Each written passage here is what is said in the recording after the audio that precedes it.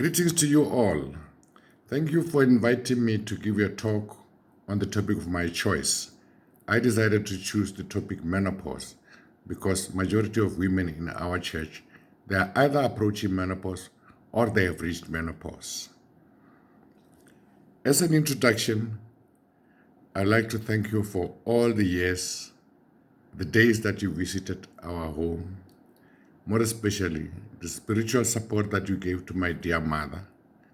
Last year, on the 11th of June, you came here, and it coincided with my mother's birthday, and we enjoyed that birthday together.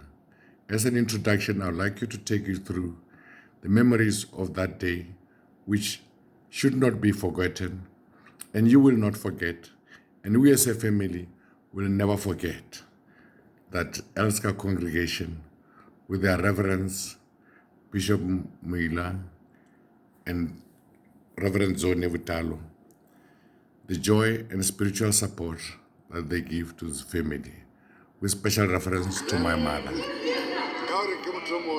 Sing again.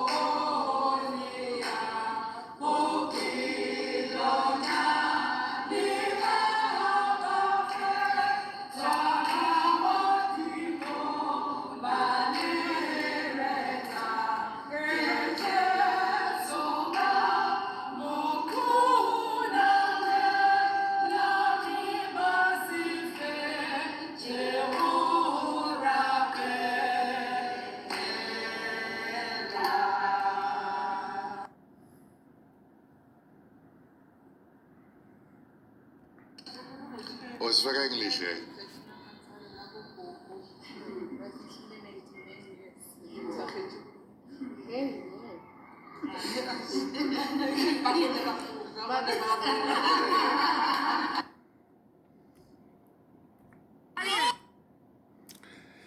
First, the schematic representation of the female genital system, because menopause, although it affects other organs in the body, on women specifically, it greatly affects the function and the physiology of the genital system.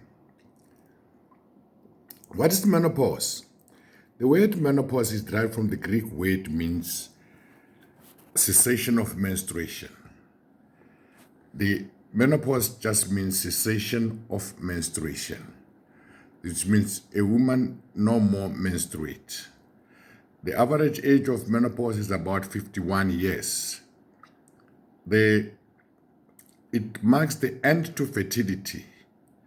The stages of menopause, it comes after many stages. A woman being develops into many stages. It's a puberty, pre-puberty, reproductive stage, perimenopause, and menopause. There are some physiological changes and psychological changes that happens through menopause, which will be discussed in various segments of this talk. The physiological changes is that menstruation stops, reproduction stops, no more giving birth, no more pregnancies, and there are some hormonal changes that happened. The structural changes are changes that happens in the body that are visible to naked eye. Usually women go through menopause from 46 years to 55 years. On the average is about 55 years. The number of eggs that a woman was born with, they are depleted at about 50, 51 years. Because a woman is born with more or less about 400,000 eggs. And at about menopause, time of menopause, they are all depleted. The stages can be divided as premenopause, when you have about 40 to 45, and perimenopause 40 to 55. And then from you go into menopause. For you to be defined at menopause, it must be at least 12 months as elapsed without menstruation. Then it's regarded as menopause. There will be those women who will have menopause early, before 40.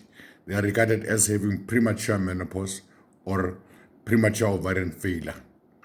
And those who will have menopause after 55 years will be regarded as having delayed menopause.